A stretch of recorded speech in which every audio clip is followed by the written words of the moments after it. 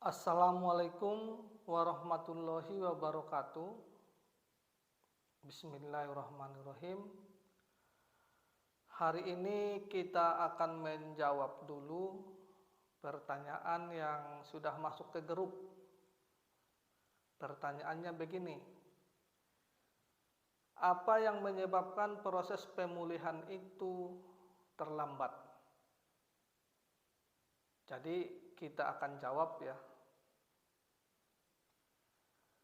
Jadi proses pemulihan penyakit itu terlambat bisa disebabkan beberapa faktor.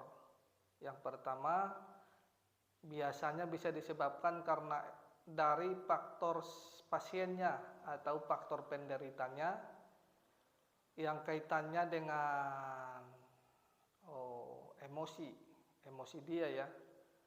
Terus kaitannya dengan makanan yang dikonsumsi atau sering kita sebut pola makan, terus kaitannya dengan lingkungan sekitar, dan masih banyak faktor yang lain.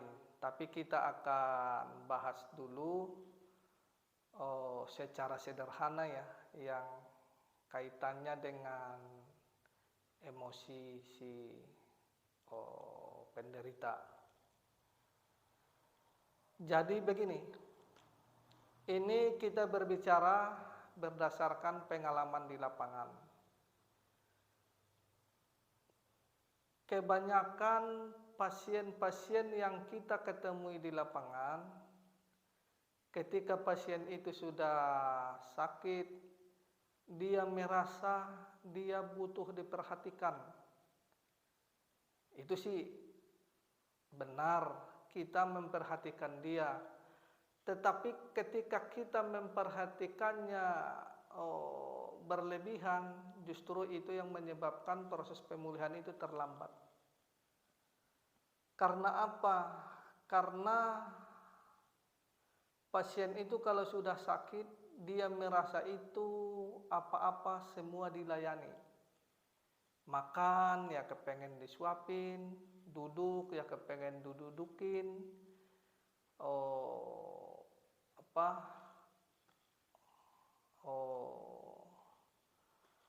seperti berbaring ya pengen digeser sini, pengen digeser sana, pengen kipas anginnya dinyalain gitu. Jadi yang kita maksud begini, ketika pasien itu berprinsip begitu, maka proses pemulihan itu otomatis akan terlambat. Karena apa?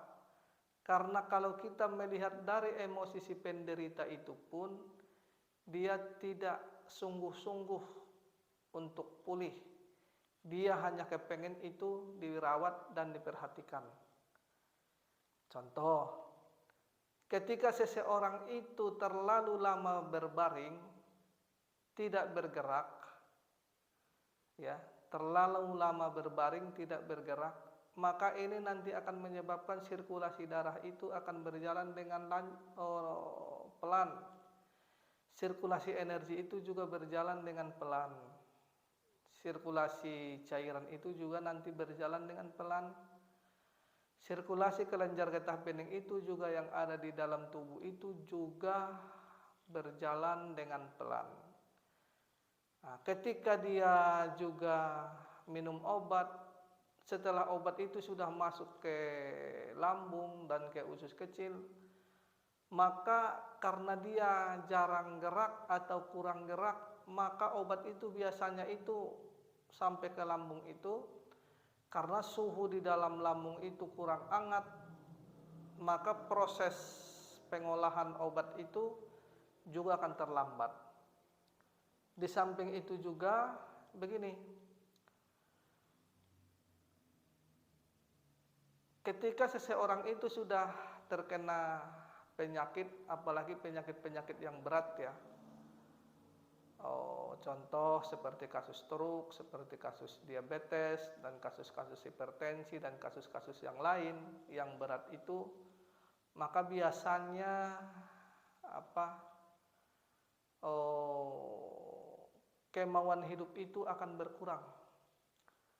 Ditambah lagi biasanya ketika dia bertemu dengan orang yang mengobati dia itu dikasih biasanya bahasa-bahasa yang berlebihan atau diagnosa-diagnosa yang berlebihan sehingga diagnosa itu yang menyebabkan ketakutan.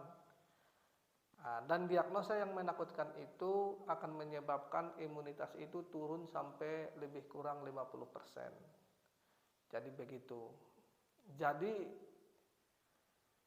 alangkah baiknya ketika kita sudah kena penyakit, maka yang harus dimunculkan itu ialah yang pertama, kita menerima bahwa penyakit itu mungkin sudah ditakdirkan Allah pada kita.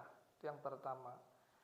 Yang kedua itu kemungkinan seperti pembahasan kita yang kemarin, kemungkinan penyakit itu memang muncul karena akibat tubuh kita itu tidak bisa bertempur dengan serangan cuaca, ataupun tubuh kita itu kita tidak bisa merawatnya sehingga penyakit itu masuk. Tetapi semua itu kita terima dulu. Yang penting kita terima penyakitnya sehingga nanti pikiran itu akan tenang. Pikiran yang tenang, perasaan yang tenang, terus jiwa yang tenang, itu nanti akan menyebabkan sirkulasi darah itu berjalan dengan normal. Sirkulasi cairan itu berjalan dengan normal. Sirkulasi kelenjar getah bening itu juga berjalan dengan normal. Apalagi juga kita sudah tahu bahwa kelenjar getah bening itu mengikuti pergerakan otot dan rangka. Ketika dia tiduran terus di kasur, otot dan rangkanya tidak digerakkan, maka tubuh itu tidak bisa membasmi atau tubuh itu lemah untuk mengatasi bakteri, virus, zat kimia, zat beracun, dan zat-zat sampah yang tidak dibutuhkan oleh tubuh itu.